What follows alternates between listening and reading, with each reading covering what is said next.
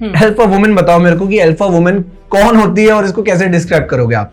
Simple words में बताऊं तो वो वुमेन जो अपनी लाइफ अपने टर्म्स पे जीती है। लड़का कह रहा है कि तू ये कर, तू मेरे बच्चे संभालने, मेरे लिए कपड़े धो, मेरे लिए खाना बना, वो मेल डोमिनेटिंग है। लेकिन अगर लड़की ये सब कह दे लड़के को, लेकिन सोसाइटी उसको एक्सेप्ट क्यों नहीं करती? तो आप बताइए कि हमारे धर्म पर कितना इम्पैक्ट पड़ रहा है इन चीजों से? देखो इम्पैक्ट पड़ रहा है, और प्रेमानंद जी महाराज जैसे इतने बड़े बड़े जो फेमस जो हैं जिनको लोग फॉलो करते हैं, तो उनकी वजह से काफी धर्म मेंटेन्ड भी हो रखा है। ट्विन फ्लेम एंड सोलमेट, इन दोनों चीजों को आप डिफरेंशिएट कैसे करोगे और ये दोनों चीजें है क्या? मैं भी जानना चाहता हूँ आपसे। Okay, so twin flame is दो जिस्म एक जान। मतलब लोगों को उनका ट्विन फ्लेम पूरी जिंदगी ढूंढने पे भी बहुत कम लोगों को मिलता है। That's very rare. It's like Krishna Radha. क्या होती है रिलेशनशिप और कितने समय के लिए होनी चाहिए? क्या कहना चाहेंगे आप? आप लॉयल हो और सामने वाला आपके लिए लॉयल हो तो जिंदगी भर के लिए होनी चाहिए। सुसाइड करने की सोच रहा, आप उसको क्या मैसेज दोगे? Hello everyone, welcome to our podcast. तो देखो आज के जो हमारे गेस्ट है ना, बहुत ज्यादा स्पेशल है। द रीजन इज क्योंकि आज के जो हमारे टॉपिक्स होने वाले हैं वो होने वाले इन्फ्लुएंसर्स से रिलेटेड, जेन ज़ी से रिलेटेड, और कुछ ऐसे वर्ड्स जो डेफिनेटली आप लोग जानना चाहेंगे। और हम लोग बात करेंगे थोड़ी आज भगवान के बारे में और कुछ जानेंगे ऐसे इंटरेस्टिंग हॉट टॉपिक्स जो कि बहुत ही ज्यादा थॉट प्रोवोकिंग है। तो मेरे साथ स्टूडियो में इस टाइम है Deepti Awasthi, and she will going to tell us about everything related to a influencer's life, relationships and so many things. So this podcast is for all the young people who are watching this, and start करते हैं इस podcast को जल्दी से। Hello Deepti, how are you? Hi Shubh, I am very excited and thank you कि आज हम ये कोलैब कर रहे हैं और हम मिल रहे हैं और ऐसा जबरदस्त डिस्कशन होने वाला है कि मुझे लग रहा है माइक ड्रॉप होने वाला है। एग्जैक्टली, क्योंकि यार देखो हमने ऑफ द कैमरा ही बहुत ऐसी बातें करी हैं, शायद वो रिकॉर्ड भी हो जाती ना अगर, हाँ। तो लोगों को उसमें भी मजा आता।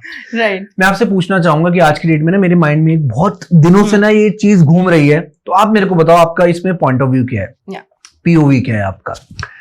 इन्फ्लुएंसर्स आज की डेट में, there are many influencers in the industry जो कि एडल्ट कंटेंट को प्रमोट कर रहे हैं। I am not judging anyone, but yes they are promoting adult content and people are consuming it in a very vast level. बहुत ही बड़े level पर लोग देख रहे हैं उनको। Correct. There is a female models, many female models on Instagram, and they have a subscription जिसके प्राइस होते हैं लाइक 399, 400 रुपीज और 500, and there are multiple subscribers, many subscribers. Let's suppose if an influencer have 400 subscribers and उसकी monthly cost है 400 rupees subscription की. So if you will multiply that, they are earning like more than 4 lakh rupees in a month, which is more than salary of a corporate employee.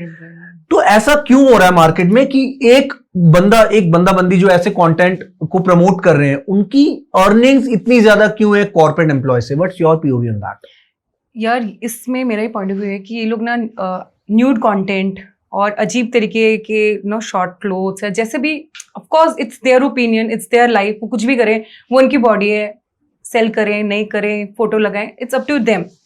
I mean about the content I am talking about. Okay, ठीक है, लेकिन as per my opinion यार कुछ चीजें ऐसी होती है ना कि एथिक्स में भी, जैसे अर्निंग है तो आप एथिक्स में करो, पैसे कमाने एक मोरल और एथिक्स के साथ करो, एक डिग्निटी के साथ करो जी। बाकी अगर ऐसा करना हो तो ऐसा कोई भी कर सकते हैं। फिर तो पैसे तो यार कैसे भी कमा सकते हो, चोरी करके भी कमा सकते हो, गोली मार के भी कमा सकते हो। तो वो पैसे कमाने का एक सोर्स एक थोड़ा सा एक एथिकल रखना चाहिए, क्योंकि आगे के जो हमारे जनरेशन है, बच्चे हैं, वो क्या करेंगे, इनको फॉलो करेंगे, ये इन्फ्लुएंसर्स हैं, right. और उनको लगेगा कि यार ये रोल मॉडल है, ये ऐसा कर रहे हैं तो सही कर रहे होंगे। मैं कोई धरना वाली लड़की नहीं हूँ कि भाई नहीं ऐसा नहीं करना चाहिए। मैं बस ये कह रही हूँ कि कुछ चीजें ना प्राइवेट ठीक लगती हैं, बहुत ज्यादा ओपनली वाली चीजों में अगर इतना ज्यादा प्रमोट हो रहा है तो ये हमारी बच्चे या फिर आगे की जनरेशन इम्पैक्ट करेगी। सी उन लोगों ने ना पॉडकास्ट भी करे जिन फीमेल मॉडल्स की मैं बात कर रहा हूँ, and they are saying that कि ये सब ठीक है, उनका point of view, I am agree, ठीक है, करो जिसको जो करना है। The reason is if they are influencer, many people are following them, right? And जैसे कि आपने कहा बच्चे भी वो पॉडकास्ट देखते हैं, बच्चे भी उनकी वीडियोस देखते हैं, एंड व्हाट दे थिंक, जो उनका माइंडसेट आज की डेट में बन चुका है ना, वो कहते हैं clearly on podcast, clearly on any platform कि ये सब सही है, एंड अगर they are earning from that content, so there is nothing wrong in that. And ये मेंटालिटी यंगस्टर्स की हो गई है, द पीपल जो जिनकी एज 14 है, 15 है, 16 है, तो सोचो वो भी अगर ऐसा कंटेंट बनाने लग जाएंगे, सो द फोकस जो उनका स्टडीज पर फोकस है वो कितना ज्यादा इंपैक्ट करेगा, and they will never going to think about कि यार मेरे को मेडिकल लाइन में जाना है, मेरे को इंजीनियर बनना है। तो वो वाला भविष्य तो आज के डेट में खत्म हो गया मेरे हिसाब से। अटेंशन स्पैम ही खत्म हो चुका है। आज हमारे टाइम पे मछली से भी कम अटेंशन स्पैम हो गया बंदों का, जो रील स्क्रॉल कर रहे हैं। मछली का 4 सेकंड होते हैं, हमारे 3 सेकंड अटेंशन स्पैम। बच्चे लाइक कहाँ जा रहे हैं? मतलब अब पहले ऑप्शन होता था पढ़ाई का, 2-4 स्ट्रीम्स होती थी। अब इतना ज्यादा वास्ट हो गया है कि ये वाला कर लो, अडल्ट कंटेंट कर लो और इन्फ्लुएंसर बन जाओ। मुझे लग रहा है सब इन्फ्लुएंसर ही बन रहे हैं। सो आपको लगता नहीं कि फ्यूचर क्या होने वाला है इसका, कि ये डार्क सोसाइटी बनने वाली है आपके हिसाब से, या it will going to be a positive set? मुझे ऐसा लग रहा है कि कोई कंट्रोल ही नहीं होने वाला किसी पे। मतलब ऐसा होता है ना कि भंडों के सब नाच रहे हैं, वैसा वाला पॉइंट भी होने वाला है। मतलब कोई कंट्रोल ही नहीं है। पहले एक होता ना कि एक मॉरल्स होते थे, तमीज होती थी, रिस्पेक्ट होती थी, शर्म होती थी। अभी सब अपनी मर्जी से कुछ भी करने वाले हैं, कोई किसी को नहीं रोक सकता। चलो कोई इन्फ्लुएंसर आप पर आया, ठीक है, एंड आपकी मुलाकात होती है ऐसे इन्फ्लुएंसर से, एंड आपको उसको समझाना है कि भाई बहन तेरे लिए कंटेंट ठीक नहीं है, because you have many followers, जिसकी वजह से कि लोगों का जो माइंडसेट है वो गलत वे में जा रहा है। आप उसको कैसे समझाओगे? मैं उसको सेम चीज बोलूंगी जो आपने बोली कि भाई तुम्हारा जो कंटेंट है, सबसे पहले सामने वाले बंदे को जाने कि वो बंदा कैसा है। वो बंदा सही वाला बंदा है तो करेगा नहीं, अगर वो बंदा ही ऐसा है तो करेगा ना। फिर उसको आप कैसे रोक सकते हो? बंदा कौन है वो इम्पोर्टेंट है। आप करोगे, आप नहीं करोगे, मैं नहीं करूंगी। बंदा कैसा है या बंदी कैसी है उस पर डिपेंड करता है कि उसकी सोच कैसी है। और क्या ये चीज बदल सकती है आपके हिसाब से? रोकना तो आप किसी को नहीं रोक सकते अभी इस टाइम पे। आप पहले भी नहीं रोक सकते थे, लेकिन पहले मन में एक शर्म वो थी, फैमिली की रिस्पेक्ट होती थी, मम्मी पापा की रिस्पेक्ट होती थी, पैर छू के जाना, घर से पूजा करके जाना। अभी आज के टाइम पे कितनी वो चीज बची है, कितने हम रिलीजियस हैं, कितने हम संस्कारी हैं और एथिक्स को फॉलो कर रहे हैं, और पैसे कमाने के लिए कितनी स्किल्स को हम यूज करके कैसे कर रहे हैं, वो बहुत डिफरेंस हो गया है।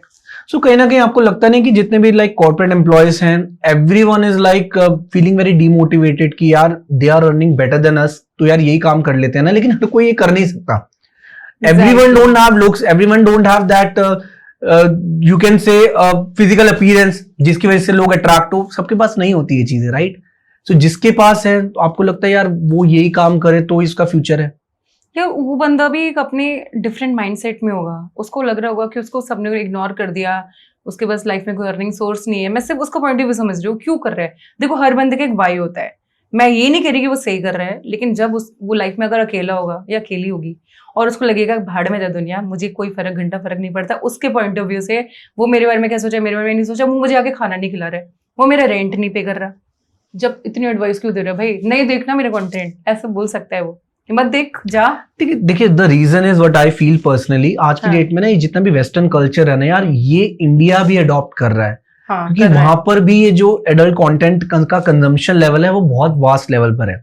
और कहीं ना कहीं आपको लगता है कि यार इंडिया में भी जब से ये चीजें आने लगी है तो यार हमारे जो धर्म है यार वो चीजें खराब होती जा रही हैं, एक्चुअल में people are not following things. क्योंकि देखिए आज की डेट में अगर मैं इन्फ्लुएंसर की बात करूं, मेरी नजर में एक नाम आता है जो सबसे बड़े इन्फ्लुएंसर है, that is Premanand ji Maharaj, right? तो अगर लोग उनको फॉलो करें, और कहा जाता है कि उनको देखने से लोगों का माइंडसेट भी चेंज हो गया है। बहुत ऐसे लोग और चाहिए हमें मार्केट में। अब मैं मार्केट ही कहूंगा क्योंकि ये लोग इन्हीं लैंग्वेज से समझते हैं, आप नहीं समझा सकते कि इनको लोग नहीं कहेंगे, मार्केट कहेंगे, सो दैट इनके लिए इजी हो जाएगा समझना। तो आप बताइए कि हमारे धर्म पर कितना इम्पैक्ट पड़ रहा है इन चीजों से? देखो इम्पैक्ट पड़ रहा है, और प्रेमानंद जी महाराज जैसे इतने बड़े बड़े जो फेमस जो हैं, जिनको लोग फॉलो करते हैं, तो उनकी वजह से काफी धर्म मेंटेन्ड भी हो रखा है। करेक्ट, ठीक है। फैमिलीज में ऐसे प्रवचन हमारे घर में चलते हैं, शिव जी के, प्रेमानंद महाराज, उन लोगों के चलते हैं, तो मुझे लग रहा है वो चीज़ बैलेंस हो रही है, लेकिन अभी आउट ऑफ कंट्रोल हो रहे हैं। अभी चीजें बहुत अलग उस पे जाने वाली है, 10 साल के बाद चेंज होने वाला है लाइफ में। अभी देखिए रिसेंटली ना कंट्रोवर्सी हुई थी प्रेमानंद जी महाराज पे, 2-3 दिन पहले की बात है। तो द रीजन इज, क्या कहा था उन्होंने 2 पर्सपेक्टिव कहे थे, लेकिन लोगों ने ना कुछ रील का पार्ट निकाल के डाल दिया। उन्होंने कहा था कि देयर आर लोग ऐसे हैं, लड़के और लड़की, अगर लड़के की बात करें तो एक लड़का शादी से पहले अगर 4-5 गर्लफ्रेंड्स बनाता है और फिर वो शादी करता है तो उसका जो फोकस है वो अपनी वाइफ पर होगा ही नहीं, क्योंकि ऑलरेडी वो 4-5 लोगों के साथ कनेक्ट कर चुका है, रिलेशन बना चुका है, चाहे वो फिजिकल हो, मेंटली हो, सोशल, जो भी है। और सेम उन्होंने बात कही थी लड़कियों पर कि अगर एक लड़की 4-5 बॉयफ्रेंड बना रही है, लोगों के 4-5 लोगों को अपनी लाइफ में एंटर करने दे रही है, उसके बाद जब वो शादी करती है उसका फोकस अपने हस्बैंड पर नहीं होगा, उसके बाद एक्स्ट्रा मैरिटल अफेयर्स होंगे। सो लोगों ने ना सिर्फ ये जो लड़की वाला पार्ट था ना वही डाला, लड़कों वाला पार्ट नहीं डाला। उनको भी लोग कहीं ना कहीं कहते हैं कि उनकी वैल्यू को डाउन करने की कोशिश करी गई है, प्रेमानंद जी महाराज जी को। सो आपका पर्सपेक्टिव क्या है कि ये कितनी बात सच है? देखो मेरा पर्सपेक्टिव ये है कि कुछ शादी करके भी कुछ झंडे नहीं गाड़ लेते लोग, ठीक है। ओके, मैं समझ गई उनका पॉइंट ऑफ व्यू कि हमारी जो रीत चलती आ रही है, शादी करो, बच्चे करो, आगे बढ़ो। आज की जनरेशन खुश रहना जानती है, मुझे ऐसा लगता है। हम बोल रहे हैं आउट ऑफ कंट्रोल हो रही है, कुछ भी बोल रही है, जो मैंने खुद बोला, बट मुझे ऐसा लग रहा है उनको जो पसंद आएगा वो करेंगी। ओके। और शादी का भी पॉइंट ऑफ व्यू बहुत चेंज होने वाला है आज आगे जाके। अगर उनको अकेले सोलो रहना होगा तो रहेंगे। Sushmita Sen, she is happy because उसको अपनी लाइफ अपने टर्म्स पे जीनी है, ठीक है। चाहे वो बॉय हो चाहे वो गर्ल हो, अगर उसको जैसे ठीक लगेगा ना, वो उतनी गृहस्थी किच किच कुछ लोगों को लगती होगी, कुछ लोगों को नहीं लगती होगी, पर शादी करके भी कोई झंडे नहीं गाड़ता कोई, ठीक है। अब सेकेंड पॉइंट कि हाँ एक्स्ट्रा मैरिटल अफेयर करेगा, डेफिनेटली कर सकता है, और अभी चल भी रहे होंगे। आपको कैसे पता कि अभी तक नहीं हो रहे होंगे एक्स्ट्रा मैरिटल अफेयर और इन सब चीजों के बाद हो जाएंगे? मे भी हो रहे हो, वो नहीं पता चलता होगा, क्योंकि आप बहुत सारी अरेंज मैरिजेस हो जाती हैं जो सिर्फ अरेंजमेंट्स होते हैं, ठीक है। लव मैरिजेस बहुत कम लोगों को अपने सोलमेट्स मिलते हैं, बहुत कम लोगों को अपने लाइफ पार्टनर्स मिलते हैं कि जो उनकी तरह होते हैं, जो उनको एक ग्रो करवाते हैं। अभी लाइफ पार्टनर्स कहते हैं कि मैं अभी डोमिनेटिंग है अपनी वाइफ को, काफी लोग नहीं होंगे बट अपनी वाइफ को डोमिनेट करके रखो, मेरे घर पे खाना बनाए, मेरे बच्चों को संभाले, इसको तो यही काम है, मेरा काम तो कुछ और है, ये वाला है। अब गर्ल्स फेड अप हो गई है, वो कह रही है भाई ब्रो अब मैं पैसे भी कमा सकती हूँ, अब मैं अपनी मर्जी से कुछ भी कर सकती हूँ, तो मैं क्यों सुनूं किसी की, ये वाले पॉइंट ऑफ व्यू से आ गए हैं लोग। What is limit for you? एक लिमिट क्या होती है इंसान की, एक दायरा क्या होता है आपके हिसाब से? वो इंसान का दायरा वो इंसान ही डिसाइड कर सकता है। हर बंदे का दायरा अलग होता है, चाहे वो विजन्स का हो, चाहे वो ड्रीम्स का हो, चाहे वो इन सब चीजों का हो। हर बंदे का दायरा एक उसका दायरा है, आप नहीं बोल सकते कि उसका कितना दायरा है। मेरी एक अलग लिमिट है, आपकी एक अलग लिमिट है, हर बंदे की डिफरेंट लिमिट है, ठीक है। हाँ। आप मेरे को एक चीज बताइए कि आज की डेट में ना बहुत रील्स हम देखते हैं कि एक अल्फा मैन, ठीक है, और वहीं एक टर्म आती है alpha women. So alpha man तो हम समझ गए क्या होते हैं, अल्फा वुमेन बताओ मेरे को कि अल्फा वुमेन कौन होती है और इसको कैसे डिस्क्राइब करोगे आप? देखो अल्फा वुमेन सोसाइटी के नजर में होती है एक चुड़ैल। ऐसा क्यों? एक चुड़ैल होती है, ठीक है। क्यों होती है? क्योंकि वो बंदी इंडिपेंडेंट है, क्योंकि वो बंदी बहुत नखरे वाली है और अपने एटीट्यूड में रहती है, ओवर कॉन्फिडेंट है वो, ठीक है, और इसको कोई फर्क नहीं पड़ता, फीलिंग्स नहीं है, और मतलब बहुत हार्श है वो वुमेन, ऐसा लोग समझते हैं। बट अल्फा वुमेन वो वुमेन होती है जो गिव अप नहीं करती। सिंपल वर्ड्स में बताऊं तो वो वुमेन जो अपनी लाइफ अपने टर्म्स पे जीती है और अपने लिए स्टैंड लेती है, वो अल्फा वुमेन है। चलो ठीक है, अब ये जो आपने स्टेटमेंट दी, मेरे को एक चीज बताओ भाई, हम इन्फ्लुएंसर्स की बात कर रहे थे। हाँ। जो इन्फ्लुएंसर्स ऑलरेडी एडल्ट कंटेंट बना रहे हैं, वो भी तो ये कहते हैं कि यार हम भी इंडिपेंडेंट वुमेन है यार, हम लोग भी अपने पैर पे स्टैंड करके हम लोग भी पैसे कमा रहे हैं अपनी मर्जी से। अगर हम कंपेयर करें एक अल्फा वुमेन को, क्या वो अल्फा वुमेन की टर्म उनको दी जा सकती है? दी जा सकती है, क्योंकि अल्फा वुमेन ये नहीं डिफाइन, क्यों सनी लियोनी अल्फा वुमेन नहीं है? क्यों नहीं है? अल्फा वुमेन ये थोड़ी देखता कि वो कैरेक्टर कैसा है उसका, वो क्या है, वो बंदा अपने लिए स्टैंड ले रहा है ना, वो अल्फा की डेफिनेशन है भाई। पूरी दुनिया तुम्हारे अगेंस्ट खड़ी हो तो भी तुम अपने साथ खड़े हो, चाहे तुम अच्छा करो चाहे वो बुरा करो। Okay, but you are taking stand for yourself, चाहे पूरी दुनिया तुम्हारे अगेंस्ट हो, चाहे काम कोई भी हो, लाइक मैं अच्छा करूं बुरा करूं, कोई भी हो यार। क्यों इसमें क्या? Work doesn't matter, work doesn't matter. वो अल्फा उस पर्सन के लिए ना कि भाई मैं अपने लिए खड़ी हूँ। अभी जैसे एनिमल में वो बंदे वो अल्फा मेल है, वो क्या क्या क्या डेफिनेशन बताई थी उसने एनिमल में, रणवीर ने, कि कुछ होते हैं जो सब लड़कियां अल्फा मेल को पसंद करती थी, लेकिन उसके बाद क्या हुआ कि फिर सब लोग उनके पीछे पड़ने लगे तो उन बाकी लोगों पे ध्यान नहीं गया। तब सिंगर्स आ गए, तब शायर आ गए डिस्ट्रैक्ट करने के लिए। तो वो चलो मेरे को एक चीज मैं आपसे वैसे ही पूछना चाहूंगा, अच्छे भी हो सकते बुरे भी हो सकते, पर अपने लिए स्टैंड ले रहे हैं, ठीक है।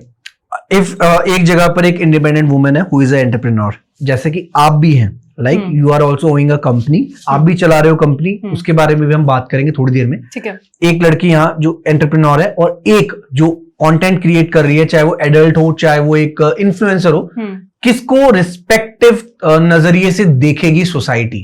देखो सोसाइटी रिस्पेक्ट की नजरों से उसको दिखेगी, दूसरी वाली को, एंटरप्रेन्योर को। ओके। अडल्ट कंटेंट वाली को नहीं देखेगी। ऐसा क्यों? पैसे तो दोनों कमा रहे हैं यार। पैसे दोनों कमा रहे हैं, लेकिन मैं सोसाइटी के पॉइंट ऑफ व्यू से बोल रही हूँ। ठीक है, ठीक है। मे बी मेरी फैमिली भी, और किसी की भी फैमिली, और किसी की मम्मियाँ, मेरी मम्मी कौन सा मतलब रिश्तेदार, मे बी उसकी खुद की फैमिली भी। ओके, ठीक है। वो बोलेगी कि यार ये कैसा कैसा फोटो डालती है, ऐसे ऐसे वो होता है। ठीक है। और एक रिस्पेक्टफुल प्रोफेशन से कमा रही है तो उसकी रिस्पेक्ट अलग होगी, वो सोसाइटी की नजरों में होगी। लेकिन वो दोनों अपनी नजरों में अपने बारे में क्या सोचते हैं ना, वो मैटर करता है उन लोगों के लिए बस। आप किसको सपोर्ट करोगे? मेरे सपोर्ट से इंडिपेंडेंट उन दोनों को फर्क नहीं पड़ेगा। बट स्टिल एक कहते हैं ना कि एक फेवरिज्म किस पे आएगा आपका? मेरा फेवरिज्म अगर मैं बोलूंगी, मैं इस बंदी को देखूंगी, सपोज ये है बोल्ड, अपने लिए खड़ी हो रही है, स्टैंड ले रही है, कुछ भी कर रही है और दुनिया को हिला रखा है इसने, मुंहफट है। ठीक है। और दूसरी वाली है कि सोसाइटी के लिहाजे में एक पसंद करने वाली लड़की।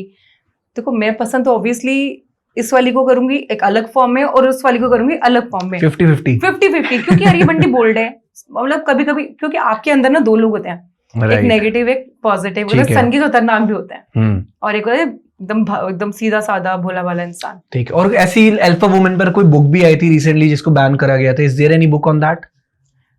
There was a book. उसको बैन इसलिए करा होगा कि इंडिया में अभी डोमिनेशन अभी है वुमेन्स पे। अभी भी आपको लगता है कि कहीं ना कहीं मेन डोमिनेट करते हैं वुमेन्स को? करते हैं, पूरे वर्ल्ड में करते होंगे यार।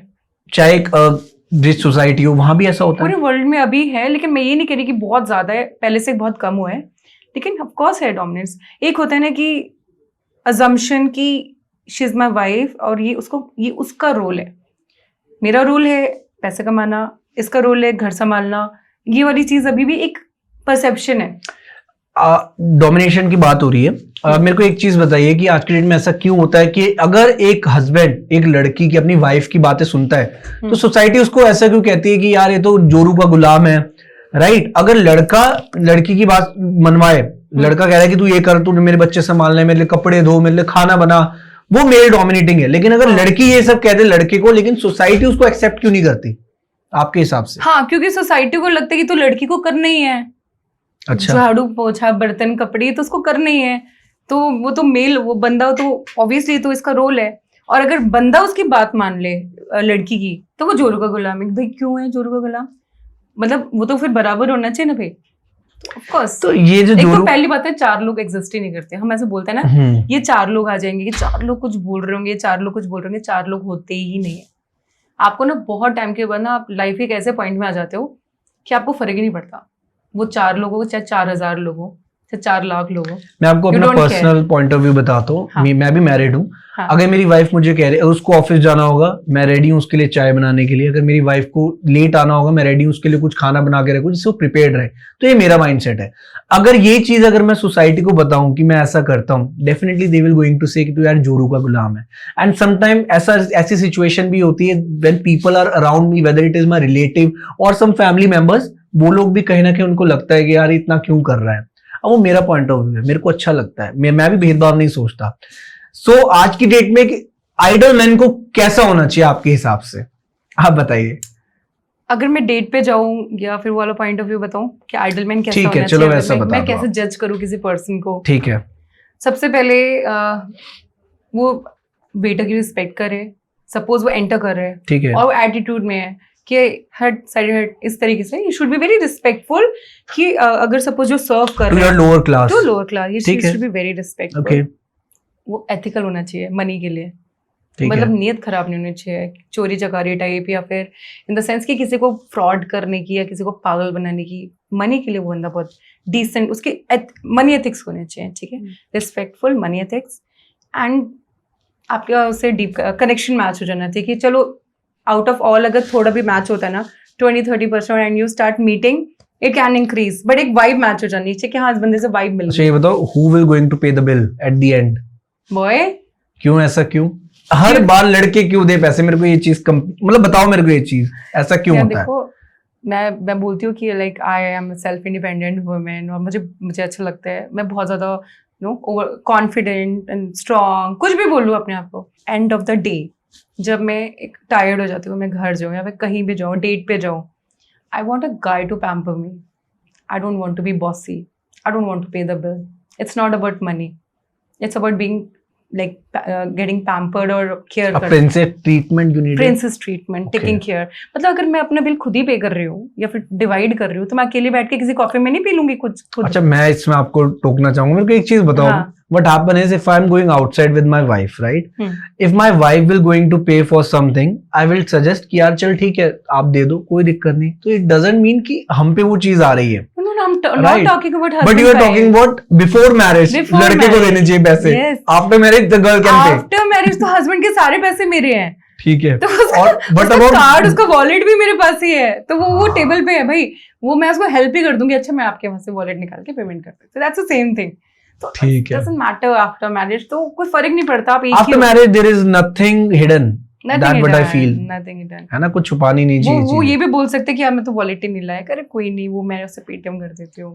That's not, because you both have to manage the expenses, right? यार ऐसा नहीं है कि बिफोर मैरिज की बात कर रही हूं। हां, there is so many things in the future that you have to save, कि चीजों को बचाओ। थोड़ा मनी माइंडेड भी होना चाहिए ना इंसान को।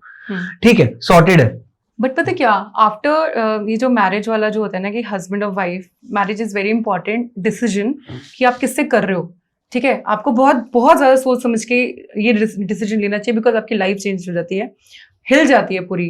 या तो पॉजिटिव वे में हिलेगी या नेगेटिव वे में हिलेगी। 90% ऑफ योर मिजरी और happiness depends on the person you choose for marriage. Perfect. And जो अभी आपने बात कही शादी की, मैरिज की, ये चीज मेरे को आप बताओ कि एक सक्सेसफुल मैरिज बनाने के लिए कौन कौन से वो पॉइंट्स हैं जो देखने चाहिए एक लड़की के पर्सपेक्टिव से, कि अगर उसे शादी करनी है तो क्या क्या वो देखे एक इंसान में, एक लड़के में, अच्छी शादी से हो जाए, एक सक्सेसफुल मैरिज हो। यार मैं अपना पॉइंट ऑफ व्यू बता सकती हूँ कि जो मैंने जो चीज़ देखी है कि क्या मैं बिफोर मैरिज जैसी हूँ एज अ पर्सन, जो मैं अपने घर पे हूँ, क्या मैं सेम चीज़ आफ्टर मैरिज रह सकती हूँ। मैंने बस ये सिंपल चीज़ देखी।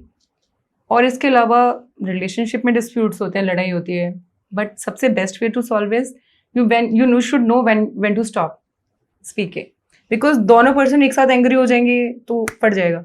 एक चिल्ला रहा है, एक चुप हो जाए, एक चिल्ला रहा है, एक चुप हो जाए, और बीच में हार्मनी हो जाए, वो सब चलता है। बिकॉज अगर जिस रिलेशनशिप में जरा सी भी फाइट भी नहीं है ना, उस रिलेशनशिप है ही नहीं। मैं तो कह रही हूँ वो है ही नहीं।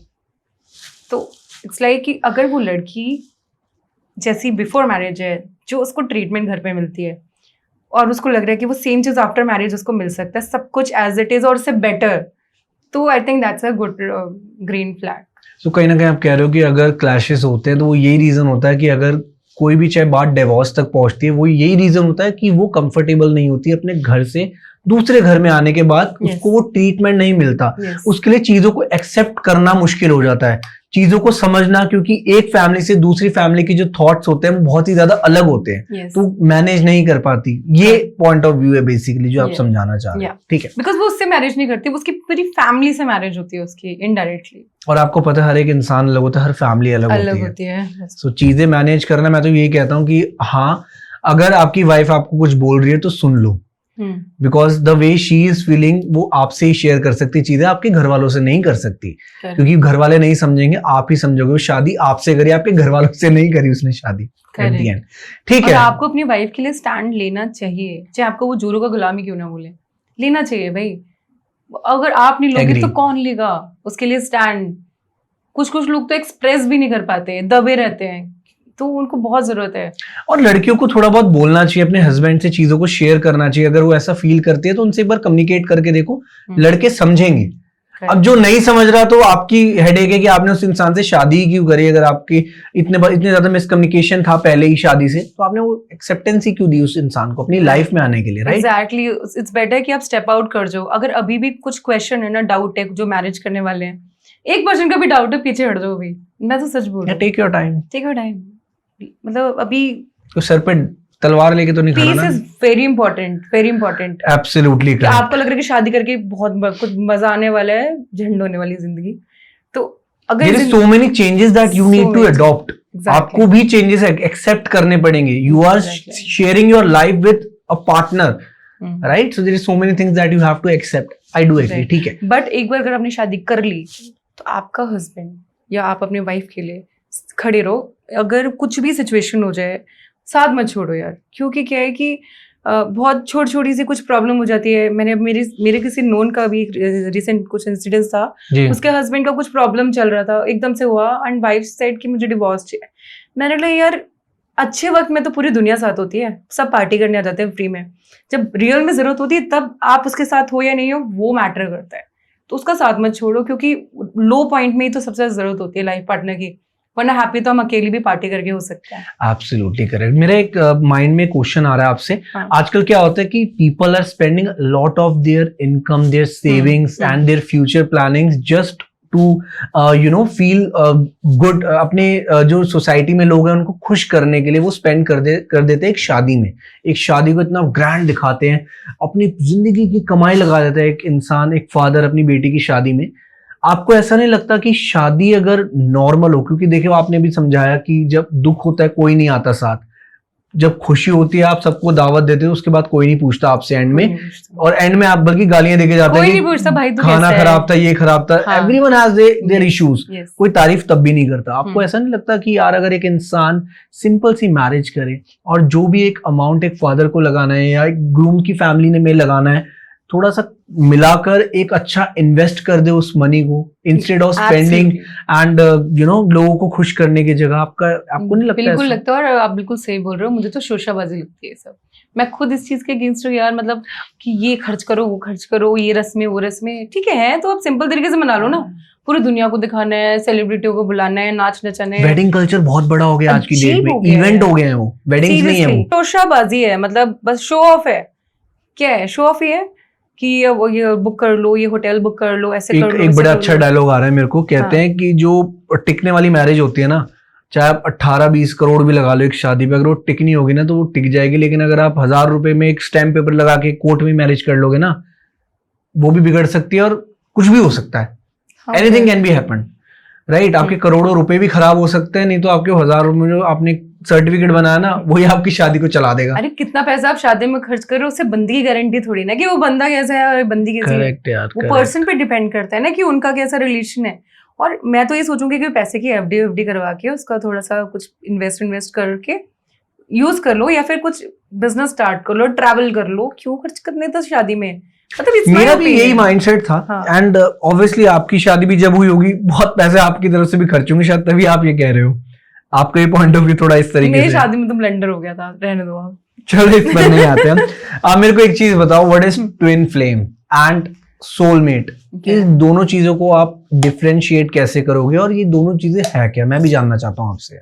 Okay, so twin flame is दो जिस्म एक जान.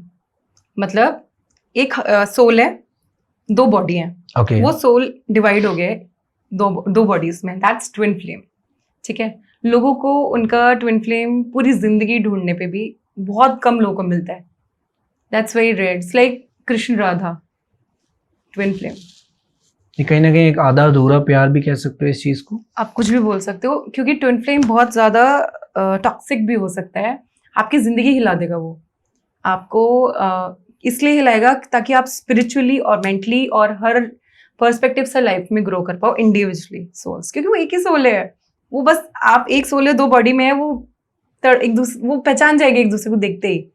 आपको कभी ऐसा हुआ होगा कि किसी से मिले होंगे, आपको लगा हो कि मैं इसको हमेशा से जानता हूँ.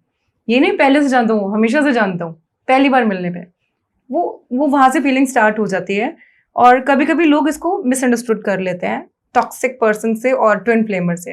ट्विन फ्लेम में आपको हमेशा, भले ही आपको कितना भी टॉक्सिक हो, आपकी लाइफ ग्रो होती है, दूर दूर हो, लेकिन आप इंडिविजुअली एक पर्सनालिटी निकल के आती है. मतलब आप समझ रहे हो कि आप मेरे सपोज ट्विन फ्लेम हुए ना, तो सोचो आप मेरा शीशा हो, you are my mirror. Got it. This is twin flame. Soulmate क्या होता है? सोलमेट होता है कि वो पर्सन जिसके साथ आप रिलैक्स, पीस है. ट्विन फ्लेम समझ लो आतंक, और soulmate is relax and peace. For example, बारिश हो रही है, आप अपने ट्विन फ्लेम के साथ हो, ठीक है, और आप अपने सोलमेट के साथ हो. उस बारिश में वो आपका सोलमेट आपके लिए चाय और पकौड़ा लेके आएगा. ठीक है. ठीक है, चलो रिलैक्स, बारिश एंजॉय करते हैं, ठीक है। और ट्विन फ्लेम पर्सन आपके साथ उस बारिश में भीगेगा, ये डिफरेंस है। एंड आई गेस काफी लोगों को समझ आ गया होगा, उनकी लाइफ में डेफिनेटली कोई ना कोई ऐसा पर्सन क्योंकि आया वो होगा। सेम ही पर्सन होते हैं भाई, मिरर है ना। सपोज मुझे बारिश में भीगना है, ठीक है, मेरा ट्विन फ्लेम को भी भीगना ही होगा ना, क्योंकि हम सेम है, सेम कुछ भी चेंज नहीं है। तो राधा कृष्ण में भी अगर बात करूं, मैं आपको एक स्टोरी भी समझाता हूँ। हाँ। एक स्टोरी थी, बड़ी प्यारी थी वो। हाँ। मेरे हिसाब से ट्विन फ्लेम से कनेक्ट करती है कि एक्चुअल में क्या होता है, जब कृष्ण जी अपनी नगरी द्वारका को छोड़कर जा रहे होते हैं, तो राधा रानी पीछे से उनको आवाज मारती है, एक बार मारती है, कृष्ण जी नहीं सुनते, कृष्ण जी चलते रहते हैं। फिर दोबारा से राधा रानी उनको आवाज मारती है, कृष्ण जी फिर भी नहीं सुनते। तीसरी बार राधा रानी कृष्ण जी को आवाज मारती है और बोलती है कि आपको तो मेरे से शादी करनी थी, आपको करनी चाहिए मेरे से शादी, आप ऐसे क्यों जा रहे हो। अब राधा रानी रो रही है बहुत ज्यादा, कह के चिल्ला रही है बिल्कुल ही। कृष्ण जी ने सुना, लेकिन जब कृष्ण जी टर्न होते हैं ना, और राधा रानी और कृष्ण जी की आंखें मिलती हैं, तो जो कृष्ण जी होते हैं वो स्वयं राधा रानी बन चुके होते हैं। Exactly. एंड ये एक कनेक्शन है। फिर वो जो कृष्ण जी होते हैं वो राधा रानी को कहते हैं हम कैसे शादी कर ले, एक ही है, हम दोनों तो एक ही है ना। और वो डिवाइन ट्विन फ्लेम है उनका, उनसे एग्जैक्टली बहुत डिवाइन एंड प्योर। तो वही बात है, वो किससे शादी करे एट द एंड, वो कहते हैं राधा मैं किससे शादी करूं। इसलिए ट्विन फ्लेम की शादी नहीं होती, बहुत रेयर होता है, और ये लोग लाइफ में साथ में नहीं रहते हैं, ये अलग रहते हैं, क्योंकि वो एक ही पर्सन है, मैं खुद से शादी कैसे कर सकती हूँ, वैसा वाला सीन हो जाता है। और कहीं ना कहीं अभी एक रिसेंटली मूवी भी आई थी कलंक, काफी टाइम हो गया, उसमें भी उनका जो प्यार था वो अधूरा था। ऐसा लगता है कि जब किसी का प्यार अधूरा रह जाता है उसको भी ट्विन फ्लेम बोल सकते हैं। हो कि लेट सकता है सपोज शादी किसी से होगी, लेकिन आपका जो दिल है, जो सब कुछ है, मन सारा एक जगह है, लेकिन आप अपने पर्सन को भी हर्ट नहीं करना चाहते, वहां भी ये वाला सिस्टम लागू हो सकता है। अगर वो पर्सन उसका ट्विन फ्लेम है, वो उस पर्सन को पता चल जाता है, आपको पता चल जाएगा कि ये मेरा ट्विन फ्लेम है, बहुत स्ट्रॉन्ग फीलिंग आती है आपको। हर चीज सेम होती है यार, मतलब खाने का स्टाइल, पीने का स्टाइल, बात करने का स्टाइल, सोचने का स्टाइल, पागलपन का स्टाइल, आप मिरर हो एक दूसरे के, तो आपको पता चल जाता है। और आप नहीं मिल पाते हो, बहुत हिला देता है वो जिंदगी आपकी। आप जितने अग्रेसिव वो भी उतना अग्रेसिव, आप तूफान तो वो महा तूफान, ऐसा होता है, राउडी के भी राउडी। चलो हम रिलेशनशिप की बात कर रहे हैं। हाँ। आज की डेट में रिलेशनशिप आपकी नजर से क्या है?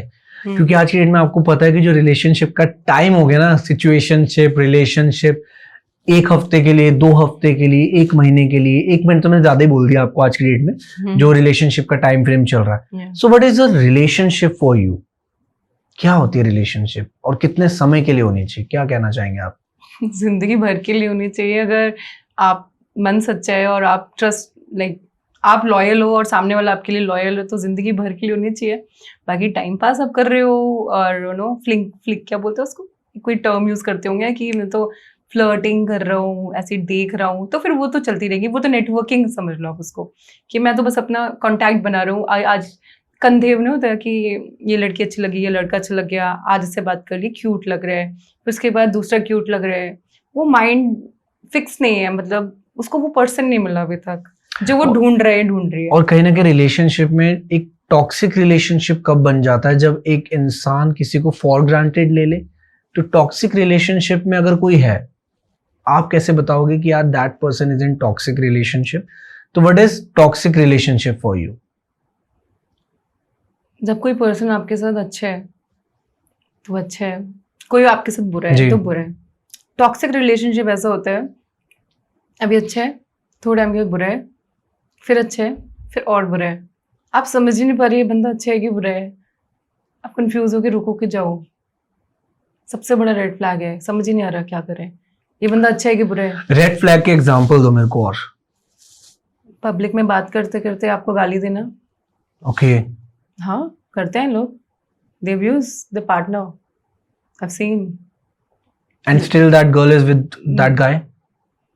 वही तो उसको समझ नहीं आता, फिर उसके नेक्स्ट टाइम के बाद वो उसको पैम्पर करने लग जाते हैं बहुत ज्यादा।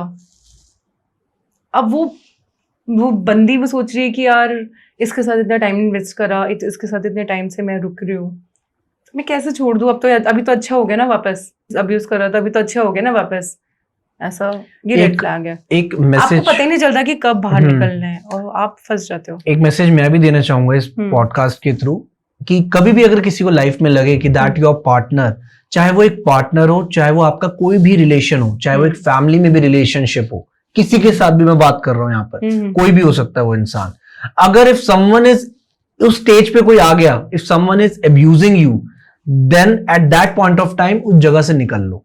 That person is no belongs to you. वो आपका वो अपना है ही नहीं. अगर उसने अगर आपको अब्यूज कर दी, मेरी नजर में ये मेरा पॉइंट ऑफ व्यू है, चाहे एक रिलेशनशिप आपका वाइफ के साथ हो, मैं इनफैक्ट कहता हूं कि अगर पेरेंट्स भी कहीं ना कहीं अब्यूज करे, चलो ठीक है समझ आते क्योंकि यार हमारे माँ बाप ने बहुत हमें गाली दी है, हमने काम ही ऐसे करे हैं. आज की डेट में अगर पेरेंट्स भी गालियां देते हैं, कहीं ना कहीं बच्चा ऑफेंड करता है, लेकिन सबको समझ आता है कि वो गाली किस चीज के लिए. अगर आपको लगता है कि वो गाली बिल्कुल ही गलत है, जिस काम आपका काम अच्छा था लेकिन तब भी आपको ऐसी गालियां पड़ रही है जो आपके लिए अच्छी नहीं है, तो कोई भी रिलेशनशिप हो आप उससे दूर हो जाओ, just because of your mental peace. अगर पीस नहीं है ना इंसान की लाइफ में, तो उसकी लाइफ खत्म है.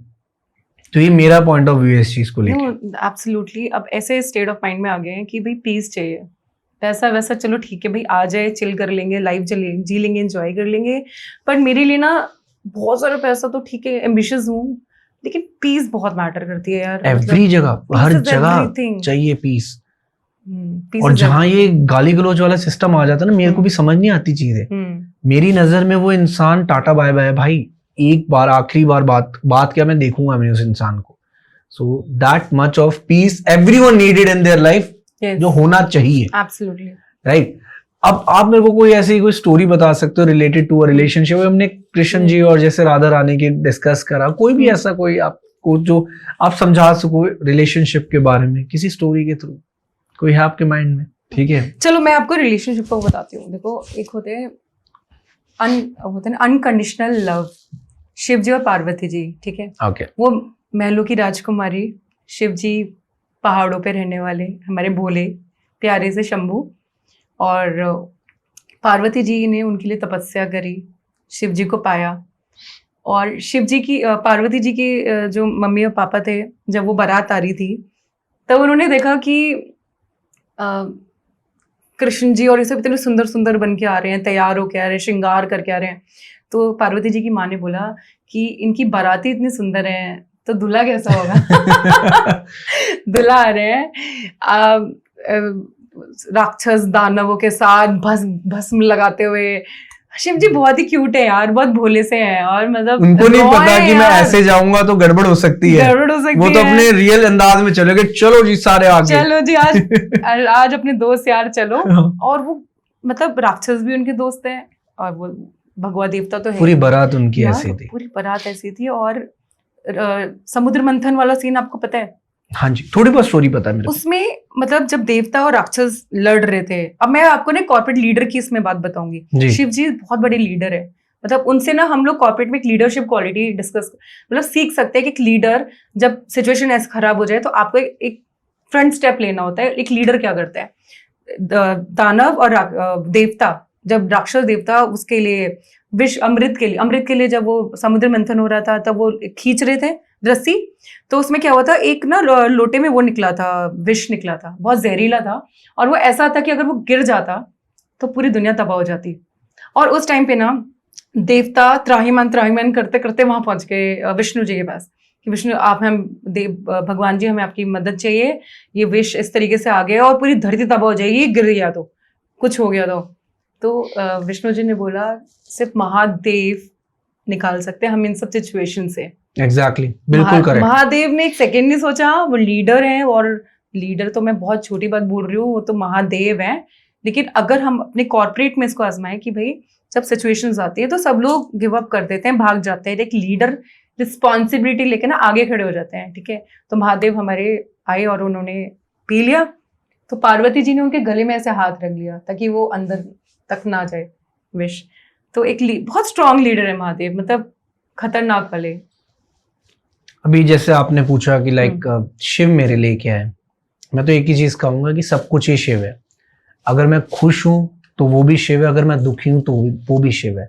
मैं हंस रहा हूं वो शिव है, मैं रो रहा हूं वो शिव है. मैं जी रहा हूं वो शिव है, मैं मर गया वो शिव है. शिव सब कुछ है, आदि अनंत सब कुछ शिव है मेरी नजर में.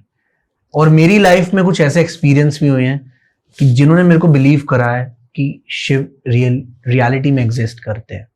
और अगर आप किसी डिवाइन पावर को मान रहे हो ना, आप डेफिनेटली उससे एक ऐसा टाइम आएगा कि आप उससे कनेक्ट हो जाओगे। और मैं चाहूंगा कि लाइफ में मैं इतना नाम जप करूं, जैसे कि प्रेमानंद जी महाराज जी कहते हैं कि उनका नाम लो जिनको आप मानते हो, कि जब मेरे लाइफ का लास्ट मोमेंट भी होगा ना, तो मेरे मुंह से भी शिव ही निकले। तो जहां भी मैं जाऊं आफ्टर दिस लाइफ, मैं उनके पास ही जाऊं। मेरा ये पॉइंट ऑफ व्यू है। तो ये है मेरे लिए शिव, सब कुछ इस शिव। आज हम बात कर रहे हैं, उन्हीं की कृपा है, उन्हीं के लिए सब कुछ। उन्होंने जो प्लान करा हुआ है, planning plotting everything is Shiv. मैं अगर यहाँ पे बैठी हूँ ना, जी बिकॉज ऑफ महादेव। बिल्कुल मेरी सही। जिंदगी में ऐसी ऐसी चीजें हुई हैं कि जिंदगी खत्म है। मतलब बंदा सोच नहीं पाएगा कि आगे क्या करना है, वो सोचेगा सुसाइड ही कर लूं। खत्म, मतलब डेड। और बहुत बड़े बड़े कांड हुए हैं मेरी लाइफ में, बहुत मतलब खतरनाक वाले। मतलब आप उस पे ना मूवी बन सकती है, इतने खतरनाक।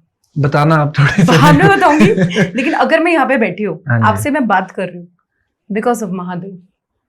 कि कहीं ना कहीं उन्होंने उस चीजों से निकाला है। अरे प्रॉब्लम, ऐसे प्रॉब्लम आ रही है, पता भी नहीं चल रही है, पता भी नहीं चल रही। मतलब मेरा माइंड फोकस कर दिया चीजों पे, ठीक है। इतनी प्रॉब्लम आई, इतनी प्रॉब्लम आई, इतनी प्रॉब्लम कि बंदा दम तोड़ दे, मतलब गिव अप कर दे। लेकिन वो प्रॉब्लम कभी प्रॉब्लम ही नहीं लगी। आप मेरे को एक चीज बताओ कि आज की डेट में ऐसा क्यों होता है कि इफ पीपल आर सुसाइड करते हैं लोग, आपने बहुत सारे रिसेंट केसेस भी देखे होंगे, देयर आर मेनी इन्फ्लुएंसर्स जो सुसाइड कर लेते हैं because of some stress, whether it is a financial stress और कुछ। उसको, उस इंसान को अगर आप मैसेज देना चाहो जो सुसाइड करने की सोच रहा है, आप उसको क्या मैसेज दोगे? कैसे? अगर कोई सुसाइड के लिए सोच रहा है, पहली बात तो भाई आप मत करो। लाइफ में बहुत ठीक है। ऑप्शंस होते हैं। बिल्कुल अभी सही। अभी आपका माइंड बहुत नेगेटिव होगा, लेकिन थोड़ा सा डीपली अपने मम्मी पापा के बारे में सोचो, अपनी लाइफ में जिनसे प्यार करते हो उसके बारे में सोचो। और ये सोचो कि अभी जो भी सिचुएशन है ना, इसका सोल्यूशन जरूर है। हर प्रॉब्लम का सोल्यूशन है, और हर प्रॉब्लम एक अच्छाई के लिए आपकी लाइफ में भगवान ने डाली है। बिल्कुल। और कुछ अच्छाई करेंगे आपको, बस आपको डूबने नहीं देंगे वो। बस ये स्ट्रांगली बिलीव रखना, Got ये it. स्ट्रांगली बिलीव रखना। एंड मेरा भी माइंडसेट ये कहता है कि यार if someone is doing that, taking that step ना, मैं अपने क्लोज वंस के बारे में सोचो, सिर्फ उनके बारे में सोचो जो तुम्हारे अपने हैं। और एक बड़ा सा एग्जांपल मैं आपको देता हूं कि अगर आप इंस्टाग्राम पे सोचो आप पब्लिक है आपकी प्रोफाइल, राइट? अगर आपको किसी की हेल्प चाहिए ना, आप, मैं कहता हूं 10 दिन 15 दिन अपना इंस्टाग्राम ऑफ कर दो। जो लोग आपको कॉन्टैक्ट करेंगे ना, वो लोग आपके अपने हैं, उनके बारे में सोचो। और डेफिनेटली आप देखना, वो लोग आपके एंड तक रहेंगे आपके साथ, और वही सच्चे लोग हैं। और इनफैक्ट उसमें आपकी फैमिली मेंबर्स भी काउंट करूंगा मैं। अगर if they are living outside, वो आपको रीच आउट करने की कोशिश, जो इंसान आप तक पहुंचने की कोशिश कर रहा है ना, वो आपका अपना है। मैं तो ये बोलूंगी कि आप बहुत सही बात बोल रहे हो, लेकिन जो इंसान बिना किसी मतलब के, बिना किसी लालच के आपको कॉल कर रहे हैं, आपका हालचाल पूछ रहे हैं, आपने खाना खा लिया, वो आपका अपना है। और उस बंदे को मत छोड़ना, वो उसको ना रखना संभाल के, बिना किसी मतलब के। चलो हम दोस्ती पर बात करते हैं, फ्रेंडशिप पर बात करते हैं। What is friendship for you? आपके एक्सपीरियंस से, जो भी आपके एक्सपीरियंस है, कैसे दोस्त होने चाहिए एक इंसान की लाइफ में, सक्सेस के टाइम भी और फेलियर के टाइम भी? यार मेरे बहुत सारे दोस्त हुआ करते थे कॉलेज टाइम पे। फिर उसके बाद जब लाइफ में बहुत सारे अप्स एंड डाउन्स आए, प्रॉब्लम आई, सारे दोस्त छोड़ गए। ऐसा क्यों हो गया? कोई भी नहीं था साथ, अकेली थी मैं उस टाइम। तो एक भी नहीं था आपके साथ? एक तो होंगे जिनको पता नहीं होगा मेरे प्रॉब्लम के बारे में, बट जिनको प्रॉब्लम के बारे में पता था, दे वैनिश हो गए मतलब मेरी लाइफ से। मतलब इट्स लाइक कि मैं एग्जिस्ट ही नहीं करती उन लोगों के लिए। तो मुझे ये चीज़ समझ आ गई कि जब पार्टी होती है, जब फ्रेंड्स फ्री में जब पार्टी वार्टी करते हैं, चिल करते हैं, कूल करते हैं, वो फ्रेंडशिप ठीक है। लेकिन जब आपकी लाइफ में आप लो पॉइंट पे हो, जो आपके साथ आगे खड़ा हो जाए, वो रियल फ्रेंड्स हैं। और ऐसा क्यों होता है कि लाइक मैंने भी अपनी लाइफ में फेस करा, आज की डेट में मेरे जो रियल फ्रेंड्स हैं, लाइक मैं एक भी नहीं कह सकता कि जिस पे मैं प्रॉपरली ट्रस्ट कर सकूं। और मेरे भी बहुत फ्रेंड्स थे from the college life, and then after that music life, फिर मेरा कॉर्पोरेट वर्ल्ड। आज की डेट में किसी से बात करना भी पसंद नहीं करता। ऐसा क्यों? ये माइंडसेट ऐसा क्यों आया? क्योंकि ना सब लोग मतलबी और धोखेबाज निकल रहे हैं। सबको सब कुछ किसी न किसी मतलब से आपसे बात कर रहे हो। और अभी भी अगर आप कॉर्पोरेट में किसी से बात कर रहे हो, आपका ग्रुप है या सर्कल है, तो ये मत समझ लेना वो आपके फ्रेंड्स हैं। वो नेटवर्किंग है। फ्रेंड्स, रियल फ्रेंड्स और नेटवर्किंग में बहुत डिफरेंस होता है। मैं अपने लिए बोल रही हूँ कि ठीक है मेरे दोस्तों ने स्टैंड नहीं लिया, मेरे साथ नहीं है, लेकिन कई लोग ऐसे होते हैं जो जिगरी होते हैं दोस्तों के लिए जी। मतलब खून खराबा वहां तक पहुंच जाएंगे कि दोस्त है मेरा, इस पे आंच नहीं आनी चाहिए, ये और मेरी जान है, जिनके जिंदगी है, जिगरी दोस्ती। जिनके पास ऐसे दोस्त है ना, उनको यार संभाल के रखो। सो ब्लेस्ड कि जो आपके लिए कह देना कि यार सब कुछ करने को तैयार है तुम्हारे लिए, कि भाई ने बोला आने का तो आने का, भाई ने बोला करने का तो करने का। सर्किट और मुन्ना भाई जैसी दोस्ती होनी चाहिए। खतरनाक, मतलब उनको बहुत संभाल के रखो यार रात को पता है कि 2 बजे भी कॉल कर रहे हैं, भाई ये हो गया, पंगा हो गया, अरे कहाँ हो, आ रहा हूँ। और कुछ लोग ऐसे भी देखे मैंने कि यार देखो मेन इशू होता है फाइनेंशियल इश्यूज का, कि अगर पैसे कम पड़ रहे हैं कि फोन करा कितने पैसे चाहिए, अभी भेज रहा हूँ, सवाल नहीं करते। कुछ दोस्त तो हैं ऐसे और वो हीरे होते हैं, क्योंकि अगर आप कहीं फंस गए ना यार तो वो ही निकाल सकते हैं ऐसी सिचुएशन। अरे कुछ दोस्त ऐसे बोलते हैं, मतलब मैंने देखा है कि अगर किसी को कुछ पैसे की जरूरत है तो ये भी नहीं पूछते क्यों चाहिए, सीधा पैसे ट्रांसफर कर देते हैं दोस्त। हाँ। ये मेल आई थिंक बॉयज में बहुत ज्यादा है, ब्रो कोड बहुत ज्यादा स्ट्रांग होता है ना, बहुत स्ट्रांग है। गर्ल्स में कम थोड़ा कम होता है। मैं खुद पर्सनली बोल रही हूँ, होता होगा मे बी किसी के बहुत अच्छे फ्रेंड्स होते होंगे, बट थोड़े टाइम के बाद देख लेना जेलसी आ जाएगी, कुछ ना कुछ आ जाएगा, ईगो आ जाएगी, क्लैशेस आ जाएगी, लेकिन बॉयज में ब्रो कोड एक तगड़ा होता है। तो आप ये बताओ गर्ल्स में ऐसा क्यों नहीं होता, क्यों वो फीचर्स गर्ल्स में नहीं है ऐसे? पता नहीं यार, मुझे लगता है एक पॉइंट के बाद या तो दो एम्बिशियस गर्ल्स कभी फ्रेंड्स नहीं बन सकती, बेस्ट फ्रेंड्स नहीं बन सकती। अगर आप बोलो कि प्रियंका चोपड़ा और ऐश्वर्या राय या फिर प्रियंका चोपड़ा दीपिका पादुकोण बेस्ट फ्रेंड्स नहीं बन सकती। करीना कपूर की बेस्ट फ्रेंड कौन है? वो थी ना कियारा, नहीं नो नॉट कियारा, मलाइका की sister Amrita Rao, because Amrita less success, मतलब लिटिल उनसे लो में थी। करीना कपूर टॉप नॉच थी। करीना कपूर की जैसी कोई लड़की बेस्ट नहीं बन सकती, क्योंकि उसमें गर्ल्स में ईगो प्रॉब्लम है, एम्बिशियस, उनको चाहिए कि कोई, या तो मुझे एक नीचे वाला चाहिए, ऐसा चाहिए, पैम्पर करने वाला चाहिए। गर्ल्स में भी बहुत होता है। आप ऐसे जैसे करीना कपूर की बात कर रहे हो, अभी ना रिसेंटली क्या हुआ था कि शाहिद कपूर का बहुत नाम जोड़ा जाता है, क्योंकि उनका एक रिलेशन था, वो एक कनेक्शन था।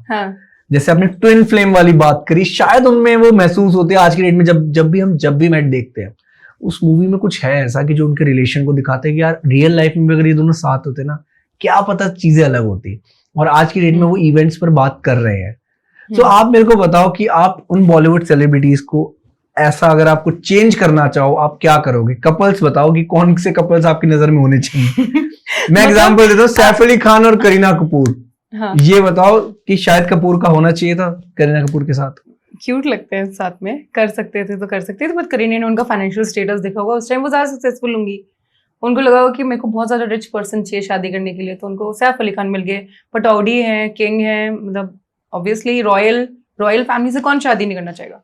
वो तो बाद में आए थे उनकी लाइफ में, मैं मानती हूँ, लेकिन ऑफकोर्स फाइनेंशियल की वजह से एक पॉइंट होगा, डेफिनेटली होगा। अभी रिसेंटली देखो बॉलीवुड में क्या हो रहा है कि बहुत ज्यादा ब्रेकअप्स हो रहे हैं। काफी ऐसे आपने भी न्यूज वगैरह देखते होगे यार, इंस्टाग्राम पे आपको पता ही है, सारी चीजें वक्त से पहले आ जाती है। तमन्ना भाटिया एंड विजय, इन दोनों का जो रिलेशन है, इतना लोगों ने अप्रेज करा था स्टार्टिंग फेज में, लेकिन अब इनका रिलेशनशिप ही ब्रेकअप हो गया इनका, अब दे आर नॉट साथ। तो क्या रीजन हो सकता है आपके हिसाब से? कहीं ना कहीं फेम है वो रीजन, या फाइनेंशियल स्टेटस है वो रीजन? क्या है वो रीजन? सबसे बड़ा रीजन तो मुझे लग रहा है नजर। यार आप अपनी सारी रिलेशनशिप अब इंस्टा पे डाल रहे हो, सोशल मीडिया पे डाल रहे हो, अगर किसी को कोई चीज दिखेगी नहीं तो उस पर नजर नहीं लगेगी। प्राइवेट लाइफ रख सकते हो, तो आई थिंक वो सबसे बेस्ट होता है। आप ऑफिशियल करो ना जब आपकी सारी चीजें ऑफिशियल होने वाली हो। लाइक विराट और अनुष्का ने बहुत पहले इनका था, बहुत ऑफिशियल था, फिर उन्होंने साइलेंट हो गए, चुपचाप जाके शादी करी, ठीक है, बहुत सीक्रेटली, प्राइवेटली और लिमिटेड लोग को बुलाया। तो मुझे ऐसा लग रहा है कि सबसे बड़ी चीज ना नजर ही है यार। इतनी अच्छी रिलेशन चल रही है, ईगो आ जाती है, क्लैशेस आ जाते हैं, जो भी आता है वो तो हर रिलेशन में आ जाता होगा ना। वो तो चाहे तमन्ना भाटिया और विजय हो, चाहे वो कोई भी हो, कितना भी बड़ा बंदा हो या कितना भी छोटा बंदा हो, उनके हर रिलेशनशिप में क्लैश हो सकता है। बट आपको अगर कोई चीज है ना, सबसे बड़ी नजर है, मेरे हिसाब से नजर लगी। तो मतलब जितने भी कपल्स आज की डेट में जो थोड़े बहुत ज्यादा वीडियोस डालते हैं, कहीं ना कहीं उनको भी शायद कम कर देना चाहिए वो चीज यार। अब वो इन्फ्लुएंसर है, उनको डालना ही पड़ेगा, वो एक अलग पॉइंट है। जो उनका प्रोफेशन है वो तो अलग चीज है, लेकिन ठीक है, बहुत ज्यादा अफेक्शन मत शो करो, जितना लिमिट में हो सकता है उतना करो, नजर लग जाती है। ठीक है, थोड़ा अब आपके बारे में बात करते हैं, आपके कैरियर के बारे में बात करते हैं, जो भी आप काम कर रहे हो, लाइक ठीक है, एज अ एंटरप्रेन्योर आप एक कंपनी ओन कर रहे हो, हम उसके बारे में डिस्कस नहीं करते, लेकिन आप मेरे को एक माइंडसेट बताओ एज अ वुमेन, आप एक कंपनी को रन कर रहे हो with a team of how many members you have in a team? 25, ठीक है। सो क्या एक माइंडसेट है आपका एक कंपनी को रन करने का, और क्या क्या ऐसे पॉइंट्स होते हैं, पर्सपेक्टिव आपका क्या रहेगा इसमें कि जो एक सक्सेसफुल वेंचर बना दे? सबसे पहले तो टीम पॉजिटिव होनी चाहिए, लाइक माइंडेड होनी चाहिए और वाइब होनी चाहिए। मेरे लिए वाइब बहुत मैटर करती है। अगर मैं किसी को भी हायर करूँ ना अपनी टीम में, सबसे पहले मैं एनर्जी देखती हूँ, एनर्जी चेक मेरा सबसे पहले टेस्ट होता है। बंदा कितना भी टैलेंटेड हो, अगर एनर्जी अच्छी नहीं है और नेगेटिव लग रहा है तो मैं नहीं हायर करने वाली उसको। तो दो चीज़ होती है, एक होता है स्किल और एक होता है विल। अगर आपकी विल बहुत ज़्यादा है लेकिन आपके पास स्किल नहीं है, आप वो कर लोगे, ठीक है, कर लोगे, कैसे भी करके एफर्ट करके कर लो, क्योंकि विल है। और अगर आपके पास स्किल ज्यादा है और विल जीरो है तो आप नहीं करोगे, आप यूजलेस हो। तो एक तो स्किल विल बहुत मैटर करती है। वाइब चेक, वाइब सामने वाले की, जैसे रणवीर सिंह है, क्या वाइब है उसकी जब स्टेज पे जाता है, खतरनाक वाइब exactly. ना। तो मैं अपनी टीम में बस वही देखती हूँ कि यार ये बंदा फायर होना चाहिए, फायर बंदे को रखना है, बिना फायर वालों को नहीं रखना। तो सबसे पहले वाइब चेक, पॉजिटिविटी ऑफिस में, टॉक्सिकनेस, गॉसिपनेस थोड़ी बहुत हर जगह होती होगी, बट मैं पूरी कोशिश करती हूँ कि मैं उस चीज़ को ख़त्म करूँ, मतलब ट्राई टू अवॉइड और fix it as much as I can, ठीक है। Secondly, work delegation. अगर सपोज मुझे कोई वर्क मिला है जी, और अगर उसको 60% भी, मैं 100% नहीं बोल रही, क्योंकि 100% ढूंढने जाओगे तो आप बिल्कुल लाला बन जाओगे कि भाई मैं ही करूँगा, मेरे से बेटर तो कोई नहीं कर सकता। भाई मेरे को नहीं करना, मेरे को दूसरी चीज़ों में दिमाग लगाना है। सो अगर मुझे कोई टास्क मिला और मुझे लग रहा है कि सामने वाला 60% भी मेरा टास्क कर सकता है, तो मैं उसको डेलीगेट कर दूंगी और आगे बढ़ूंगी दूसरे टास्क में। दूसरा टास्क आएगा, मुझे लगेगा ये पर्सन मेरे 60% तक मैच कर सकता है, बाकी मैं गाइड करके करवा लूंगी, मैं डेलीगेट करूंगी। सो delegation, good team, positive spirit, और बाकी सेल्स तो डेफिनेटली यस। चलो, अब अभी वाइब चेक की बात कर रहे थे, एक बहुत ज्यादा फेमस नाम है पारुल गुलाटी, राइट? मालकिन ऑफ निश है, एवरीवन नोज हर।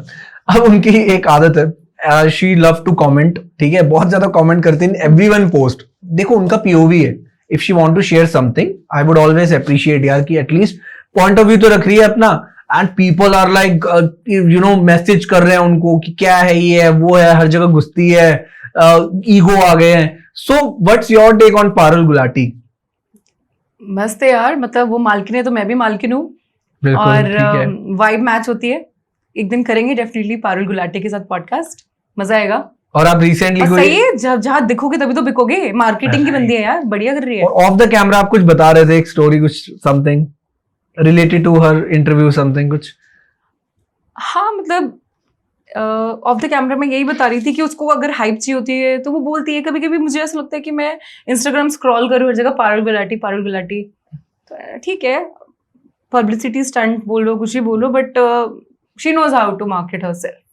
एंड उन्होंने एक बहुत अच्छी लाइन कही थी, which I will also definitely appraise for that, कि भाई अगर आपको अपने ब्रांड को बेचने के लिए नाचना पड़े ना तो नाचो, अपने प्रोडक्ट को बेचने के लिए नाचना है, नाचो, कुछ भी करो, but do it because it's your product, right? So आप भी ऐसा कभी सोचते हो कि मैं भी कुछ करूं इंस्टाग्राम पर? 24 घंटे में अपने प्रोडक्ट, मतलब मुझे ऐसा लग रहा है कि मैं 24 घंटे काम कर रही हूँ। एक एंटरप्रेन्योर जो बिजनेस पर्सन होता है, मालकिन 2, वो मालकिन 1 था, मैं मालकिन अपनी कंपनी की तो मालकिन हूँ, तो मैं भी अपनी महारानी हूँ। तो हाँ यार, 24 घंटे काम करना होता है। आपके सपने में भी ना क्लाइंट, पेमेंट, कस्टमर, ये सब आ रहा होता है, सच में आ रहा होता है। बहुत सारी चीजें होती है कि यार उससे पेमेंट ले लो। कई बार तो मैं नींद में बातें कर रही होती कि अच्छा उसको इनवॉइस भेज दो, उससे पेमेंट मंगवानी है, उसके पेमेंट का क्या हुआ। This is normal. तो और आपको जहां अपॉर्चुनिटी मिलेगी ना, कोई सेलिब्रिटी भी मिल जाएगा ना एयरपोर्ट पे, उसको पकड़ लूंगी मैं, ठीक है, हेलो हाय फोटो खिंचाओ, उसको डालो कोडिंग। चलो ठीक है। अब मेरे को एक चीज बताओ, if you want to say something about a business and a corporate job, which one is good for you? Business of course. And why not for the corporate line? मैं नहीं कर सकती, मेरा नेचर ही नहीं है जॉब करने का। मुझे तुम करो, कितने भी पैसे दे दो। एडवांटेज और डिसएडवांटेज बता दो मेरे को। नहीं पता। कॉर्पोरेट लाइफ की बता दो। आप बिजनेस को अच्छा कैसे कह रहे हो? मेरे को मैं कर ही नहीं सकती, मुझे करनी ही नहीं। मैंने कर चुकी है, मैंने करी थी, बट मैं उसके लिए बनी ही नहीं हूँ, तो आई कांट डू इट। चाहे तुम मुझे कितने भी पैसे दे दो, मैं नहीं जाने वाली उसमें कॉर्पोरेट में। I will be my self, चाहे मैं 24 घंटे काम कर लूं, मैं 24 घंटे दिखा कर लूं। आपको इन क्या? दोनों चीज में डिफरेंस क्या दिखा आपको? नहीं, अच्छी लाइफ है, कंफर्ट है भाई, आपको फिक्स सैलरी मिल रही है, टाइम से सैलरी मिल रही है, सारी चीजें अच्छी है, आपकी लाइफ में सिक्योरिटी है, आप वीकेंड्स एंजॉय कर सकते हो, आप टाइम से घर जा सकते हो, घर जाके सो सकते हो, फैमिली टाइम कर सकते हो। बिजनेस में अगर आप बिजनेस में घुस रहे हो तो आपको 24 घंटे काम करना पड़ेगा, कोई सिक्योरिटी नहीं है, आपके ऊपर लाइबिलिटी है, सैलरीज देने की, रेंट देने की, सारे एक्सपेंसेस की, और आपको ये नहीं पता कि वो पेमेंट का कैसे होगा, पेमेंट रोटेशन का कैसे मैनेज करना है, ये सारी चीजें करनी है। उसके बावजूद भी मैं यही करूंगी क्योंकि मुझे ये करना है, मैं नहीं कर सकती, वो मैं हुई नहीं उसके लिए, ये है। ठीक है, मैंने कब बोला वो बुरा है? वो बहुत बढ़िया है, पर मुझे कंफर्ट में रहना ही नहीं है। इट्स बेसिकली मेरा मानना है कि इट्स ऑल अबाउट माइंडसेट। आपको जो सी चीज अच्छी लगती है अपने कंफर्ट के हिसाब से वो करो। एग्जैक्टली, वो तो पूरी इंडिया के लिए, पूरी दुनिया के लिए वो अच्छी है। पेरेंट्स चाहते हैं कि बच्चा एक सिक्योर जॉब में रहे, देखो पेमेंट टाइम, पैसा टाइम से आते रहे, अपना काम करते रहे, चिल मरते रहे। अगर मैं बात करूं, the people who are being a part of a job, there are like 99% population हमारी इंडिया की जो जॉब भी कर रही है। हाँ। सिर्फ कुछ 1%, चलो 2% लगा लो, जिनके खुद के ओन वेंचर्स है, खुद की ओन कंपनीज हैं। एंड ये चीज मेरे हिसाब से जो फर्क आया वो शार्क टैंक के थोड़े उसकी वजह से भी आया कि लोगों का माइंडसेट थोड़ा चेंज हुआ बिजनेस को लेकर, इन्वेस्टमेंट को लेके। अब धीरे धीरे people are more switching towards business as compare to the jobs. आप बिजनेस को भी सोच ही नहीं कर सकते, जो जिसको करना होगा ना उसके खून में होगा। आप सोचोगे ना मैं प्लानिंग करके कर लूं, ये कर लूं, नहीं कर पाओगे। कर लो, ट्राई कर लो। जो रियल में बिजनेस धंधे वाले लोग होंगे ना वो कर लेंगे, वो कैसे भी कर लेंगे। वो शार्क टैंक वार्क टैंक का थोड़ी ना वेट करेंगे कि शार्क टैंक आएगा फिर हम इंस्पायर होंगे, मोटिवेट होंगे, नहीं होंगे। खून में होता है बिजनेस, खून में होता है। वो अलग बंदे होते हैं, कैसे पता लगेगा कि यार ये इसको बिजनेस करना चाहिए नहीं करना चाहिए? उस बंदे को पता होगा, जो बंदा होगा उसको पता होगा, वो दुनिया को नहीं पता, वो उस बंदे को। दुनिया तो हंसेगी। 4 लोग बैठे हुए हैं, एक बिलियनर है, एक बच्चा है और 2-3 लोग और हैं, ठीक है। वो बच्चा बोलता है एक दिन मैं भी बिलियनर बनूंगा। पता है सारे बंदे हंस रहे होते हैं, कौन हंस रहा नहीं होता है? वो बिलियनर, क्योंकि उसको पता है कि बन सकता है। सोच, मतलब उसको पता है कि मैंने भी तो कभी ऐसा सपना देखा होगा। तो भाई सामने वाला तो कभी भी आप पे बिलीव नहीं करेगा। तो ये तो भूल जाओ कि हम कैसे बता सकते हैं कि ये बन सकता है, कि आप बन सकते हो। ये नहीं, आपको पता होना चाहिए कि आप बन सकते हो। बड़ी अच्छी आपने बात की। पता क्या होता है कि मेरा भी ये पॉइंट ऑफ व्यू है। द रीजन इज क्या होता है कि कभी कभार हम कभी कुछ ना कुछ एक्साइटमेंट में अपने दोस्तों के साथ कुछ शेयर करते हैं कि यार मेरे को ये बनना है, मैंने ये करना चाहता हूँ अपनी लाइफ में, और मैं ये ऐसे ऐसे मेरे पास प्लान है। आपका दोस्त कहेगा कि नहीं यार तू नहीं कर सकता, बहुत पैसा लगेगा इसमें, शुभम ये है दिक्कत, वो दिक्कत है। कहीं ना कहीं आपका दोस्त आपको मना नहीं कर रहा होता, ये वो उसकी मेंटालिटी है कि वो नहीं कर सकता, वो खुद नहीं कर सकता, कि उसका दोस्त कर सकता है, जिसने उसको फोन करके पूछा है कि भाई मैं कर सकता हूं। तो कहीं ना कहीं आपको अपने ऊपर बिलीव करना होगा। दूसरा बंदा अगर आपको मना कर रहा है, इट डजंट मीन कि आप वो काम नहीं कर सकते। सबसे पहले एडवाइस लेना बंद कर दो, ठीक है, कट ऑफ। सेकेंडली, जो आपने मेरे से कंपनी वाली बात पूछी थी, मैं अभी बता देती हूँ, ये आप पे भी इम्प्लीमेंट कर जाएगी। एक अप्रोच होती है डू इट नाउ। ओके, ठीक है, कोई काम आ रहा है ना, उसको कभी खत्म करवाओ। फिर क्या होगा, अगर आपने उसको छोड़ दिया ना, तो इतना पाइल अप होता जाएगा ना, इतना इकट्ठा हो जाएगा ना कि आप ना करोगे ही नहीं फिर उसको। ठीक है, अगर माइंड में आया ना कि मुझे ये करना है, एक्शन ले लो, डू इट नाउ। अब आप बोलोगे कि एक बार में पूरी सारी चीजें कैसे बिल्ड हो जाएंगी, तो उसको स्मॉल स्टेप्स में डाल दो, छोटे टास्क में डाल दो। एक चेकलिस्ट बनानी स्टार्ट करो। मॉर्निंग में टू डू लिस्ट बनाओ कि आज मेरी पूरे दिन की टू डू लिस्ट है। उस बड़े से हाथी को छोटे छोटे पार्ट में डाल दो और टिक मारते जाओ जो होता जा रहा है। फिर आप देखो कि अगर नहीं हो तो फिर बताना। परफेक्ट। मैंने भी तो कभी शुरुआत करी, ठीक है, तो ऐसे ही करी। Do it, to do list, do it now, don't delay the things that you can do right now. That's very important. मैं तो अगर मैं ऑफिस में भी मेरी जो कलीग्स होते हैं, टीम मेंबर्स होते हैं, मुझे ऐसा लगता मैं कोई टास्क दे रही हूँ, वो बोलते हैं अच्छा ओके मैंने अभी you can ask after this podcast, you can ask, ठीक है। It's like I want to get this sorted and close right away, I don't want to stretch further. Why to delay? मतलब अभी बैठ के बात करो, फिर 1 घंटे बाद दोबारा उस टॉपिक पे बात करेंगे, क्यों? खत्म करो। तो इट्स वेरी इंपॉर्टेंट। बहुत अच्छा पॉजिटिव माइंडसेट है यार ये। Yeah. ये वही माइंडसेट है कि एक बिजनेस वाला माइंडसेट ही है, तभी एक इंसान ग्रो करता है, क्योंकि Yeah. तभी तो आप आगे फोकस कर पाओगे अपने और काम पे यार। पहला काम खत्म होगा तभी दूसरे पे जाओगे, दूसरा खत्म होगा तीसरे पे जाओगे। So that's how you increase yourself in the life जो Yes. आप काम कर रहे हो अपनी लाइफ में। एंड देयर 2-3 लेसन्स दैट मुझे ऐसा लगता है कि महाभारत से हम लिंक कर सकते हैं कॉर्पोरेट लाइफ में। हाँ, बता रहे थे आप। जैसे कि जब मछली की आंख पे तीर कमान वाला था, अर्जुन को करना था, जी, और उनके साथ 2-3 लोग और थे। तो गुरुजी ने पूछा कि बाकी लोगों से पूछा कि तुमको क्या दिख रहा है। तो उन लोगों ने बोला, एक ने बोला मुझे पेड़ दिख रहा है, एक ने बोला मुझे पेड़ की डाली दिख रही है, एक ने बोला मुझे पेड़ के पत्ते दिख रहे हैं। अर्जुन से पूछा भाई तुमको क्या दिख रहा है? कह रहा मुझे मछली की आंख दिख रही है।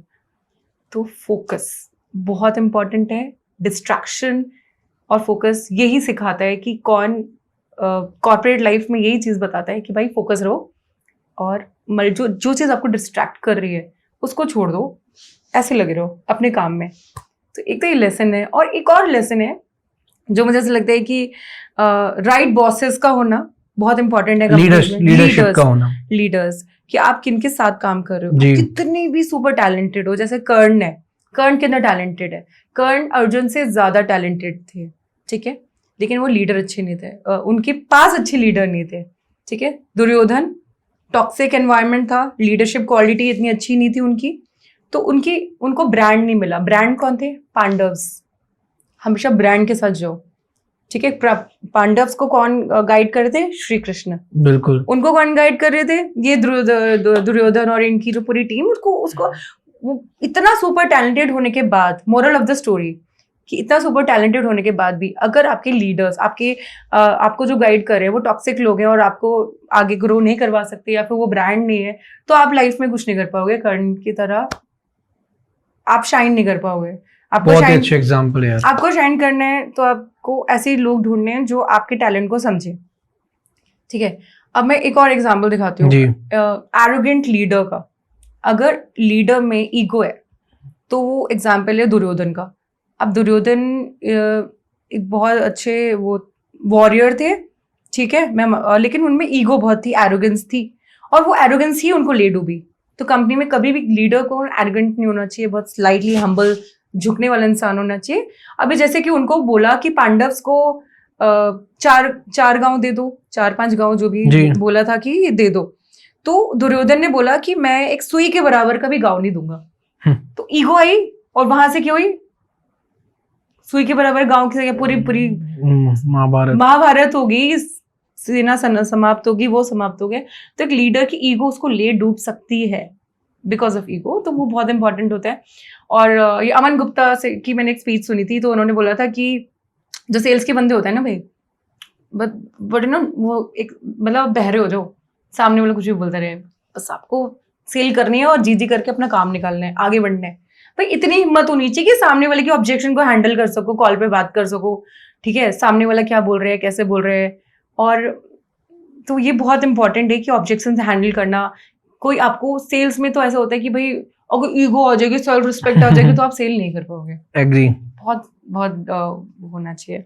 और मैं अभी रिसेंटली मैं गोवा से आ रही थी, मैं अमन गुप्ता से मिली थी फ्लाइट में। Oh wow. हाँ, और मैं उनके साथ पॉडकास्ट डेफिनेटली बहुत जल्दी करने वाली हूँ। मैंने उनको मैसेज भी करा, तो let's see where we are talking.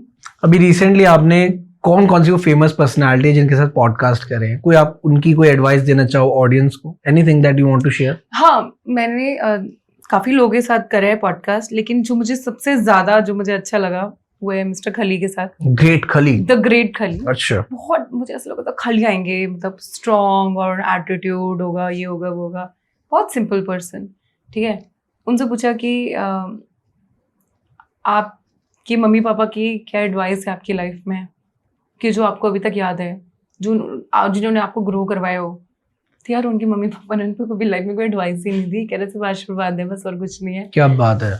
आशीर्वाद बस, कुछ नहीं है। कि बेटा जो तू कर रहा है मेरे को तेरे पे ट्रस्ट है, तथास्तु। बस, कोई एडवाइस नहीं है। कह रहा है कि मेरे गाँव में मेरी ऐसी लाइफ से मैं निकला ना कि मुझे वापस ही नहीं जाना था उस लाइफ में, इसलिए मैं वहाँ गया WWE में। He was a policeman in Punjab police. Okay, ये चीज मेरे को पता है। जब WWE के टाइम भी ये चीज बहुत वायरल हुई। उनका पासपोर्ट रख लिया था, उनको बोला तुम नहीं जा रहे, WWE के टाइम हाँ, उनका पासपोर्ट रख लिया था कि तुम नहीं जा रहे वहां पे WWE में। पुलिस पुलिस वालों ने फिर लिया कैसे? अब फिर कुछ क्लॉज आया कि इतना मेरे को कंपनसेशन और कुछ इस तरीके से था। फिर उन्होंने बोला कि हम तो इतना कंपनसेशन नहीं दे पाएंगे आपको, आप अपना पासपोर्ट ही वापस ले लो। फिर वीजा लग गया इनका, चले गए। क्या बात है यार। तो ये भी एक जर्नी थी उनकी, स्टोरी लाइफ की। और इनके गांव में तो कुछ पता नहीं। आप ये चीज पूछिए कि वो पहुंचे कैसे वहां तक, WWE में कैसे पहुंचे? क्योंकि अप्रोच कैसे करा? उनको सब बोलते थे कि वो बहुत ज्यादा स्ट्रांग लगते हैं। वो पुलिस में भी थे तो वो क्यों रखते, फाइटर लगते हैं, एकदम तगड़े लगते हैं। तो उन्होंने सोचा कि फिर उन्होंने ना मैचेस देखे, पता है किसके, अंडरटेकर, ठीक है, वो WWE टीवी पे जो भी आता होगा। तो ऐसे देखा कि यार ये कर सकते तो मैं भी कर सकता हूँ, मैं क्यों नहीं कर सकते? ये तो बहुत आसान से यार, इसको तो मैं उठा के फेंक दूंगा। हाँ, ये लेकिन उनसे इंस्पायर था वो अंडरटेकर से। लेकिन खली की जो फाइट है ना, उसने अंडरटेकर को ही हराया।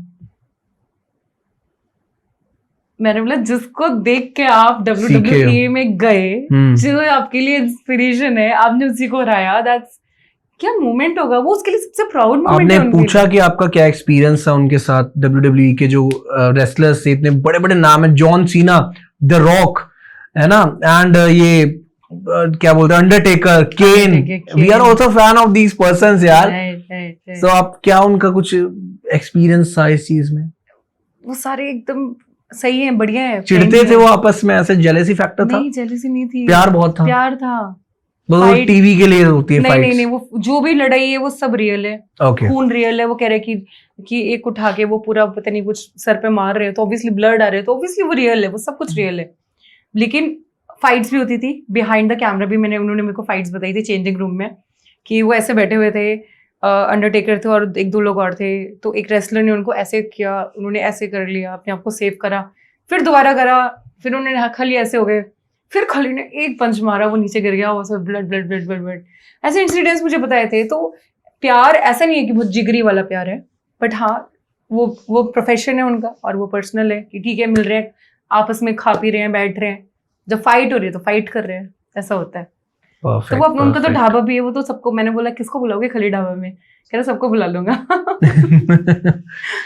परफेक्ट यार, बहुत ही ब्यूटीफुल। हाँ, ओके। तो शुभ, मैं कुछ वर्ड्स बोल गई और ये जेंजी वर्ड्स हैं। जेंजी का वर्ड है ना, बड़े स्टाइल चल रहा है आजकल इंस्टा पे ना। तो मुझे बताओ आपको मीनिंग पता है कि नहीं पता? हम थोड़े हम पुराने लोग हैं, चलो हम जेंजी को ट्राई करते हैं। ठीक है। स्ले, स्टाइल, फैशन, स्ले, ठीक है। नो कैप, नहीं पता। No cap, what is no cap? No filter, सब कुछ अनफिल्टर्ड। हाँ, no cap, no lies. Okay, no lies, all real. All real, ठीक है। या घोस्टिंग, घोस्टिंग लाइक छुप के काम करना, किसी को काम किसी के लिए हम कर रहे हैं बट बता नहीं रहे हम। Is that right? ये तो हमारी रिलेशनशिप वाले में भी होता था कि गायब हो जाते थे, पटापट हो गए और निकल जाना। घोस्टिंग मी, एग्जैक्टली। ठीक है।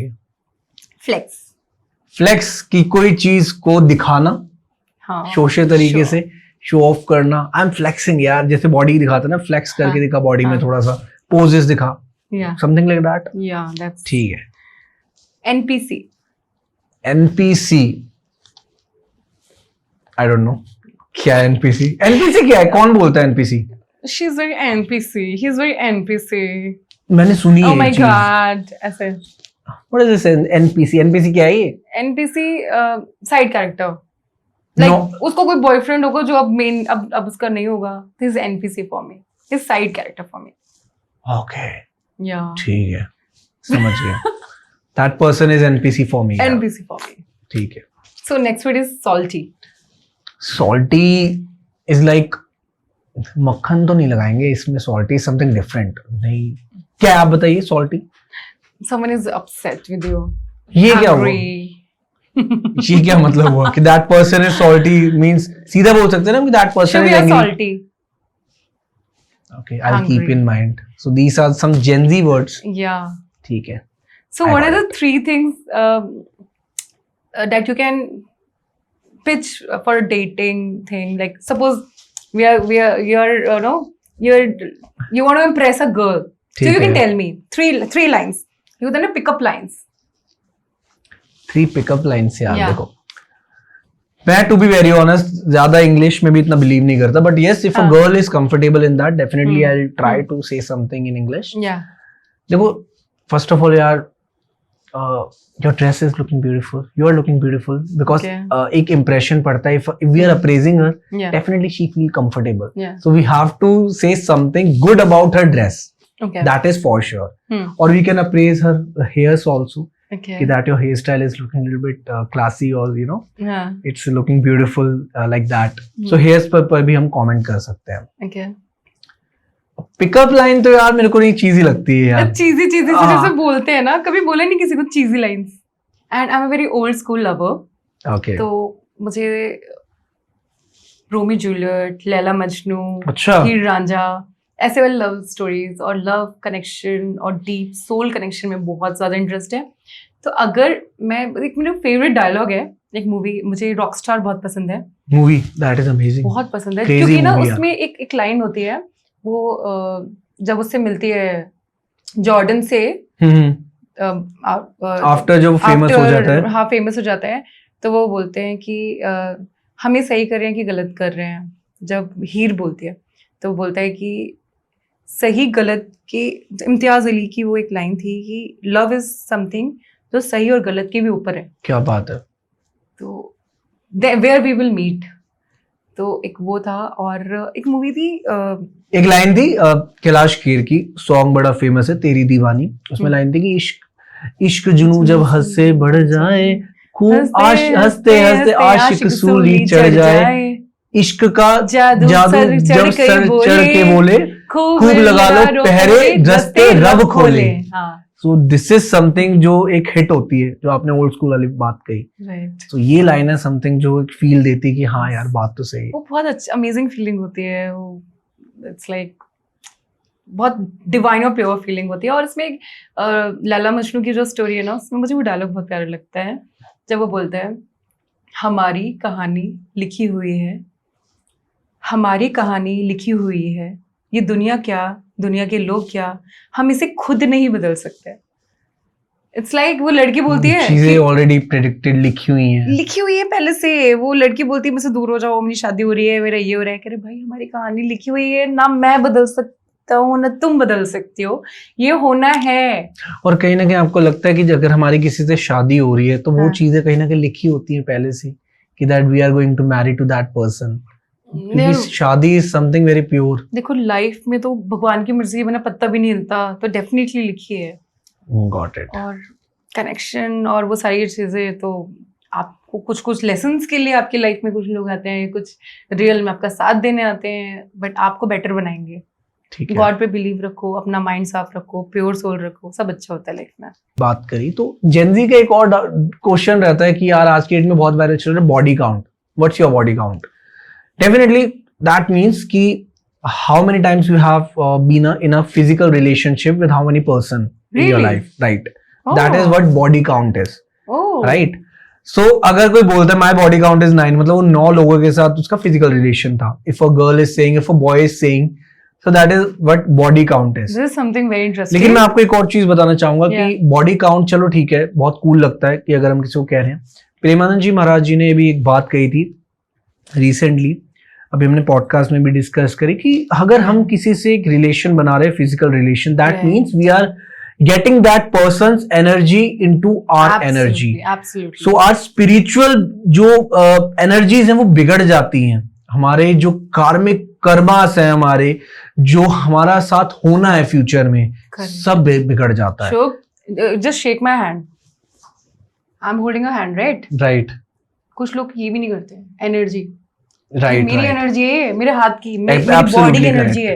हैंड होल्ड करने पे भी ना मेरी एनर्जी वाइब्स सामने वाले के पास मैच हो जाएगी, और तो इसलिए हाथ जोड़ता है। बिल्कुल तो भाई ये तो बहुत ही खतरनाक है। तो बॉडी काउंट वाली चीज तो ऐसी होगी, तो भाई तुम तो अपनी सारी दुनिया के सारे चक्र हिला लो। एग्जैक्टली कोई फायदा नहीं, क्योंकि जितने बॉडी काउंट्स होते हैं उतने समझ लो आपकी लाइफ उथल पुथल होने वाली है, उतना ही आपके साथ लाइफ में ना वो जो पीस है ना वो खत्म होने वाला है, बिकॉज उसकी लाइफ की प्रॉब्लम्स भी आपकी लाइफ में आ सकती है। Because if we are talking about a spiritual aspect, definitely these thing can give you a very big harm. जब तक आप बिल्कुल श्योर ना हो, प्लीज गाइज इसको फन की तरह मत लो और थोड़ा सा people are अपने लिए people serious are हो not जाओ। taking seriously. I would suggest if someone is watching Premanand ji महाराज, वही इंसान चेंज हो सकता है, क्योंकि ऐसे लोग इस दुनिया में बहुत कम है, राइट? तो ऐसे लोगों को सुनना शुरू करो, देन यू विल रियलाइज कि एग्जैक्टली लाइफ है क्या, राइट राइट?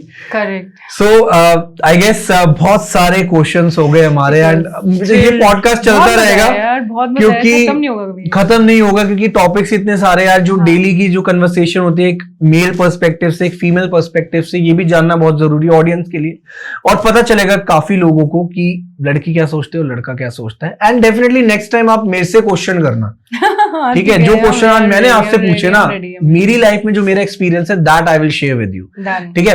एंड पॉडकास्ट को एंड करते हैं यहाँ पर, ठीक है? बहुत मजा आया दीप्ति आपके साथ, and definitely it's a very thought provoking topic वाला कन्वर्सेशन हमारा, और ऑडियंस को भी जितने भी पता लग जाएगा यार कि इन्फ्लुएंसर एक्चुअल में उनका रोल क्या होता है, बिजनेस का आपकी लाइफ में क्या रोल है, स्पिरिचुअल कनेक्शन, रिलेशनशिप, इनकी इंपॉर्टेंस आपकी लाइफ में क्या है। एंड जो लोग यहाँ तक ये पॉडकास्ट देख गए हैं, आई होप आप अपने ओपिनियन शेयर करोगे एज अ जेनजी, और whether you are being a part of in like born in 90s, आप लोग भी शेयर कर सकते हो, बिकॉज यार जितना हम फीडबैक्स लेंगे उतना हमें पता चलेगा कि हम किस टॉपिक पे आपसे बात करें।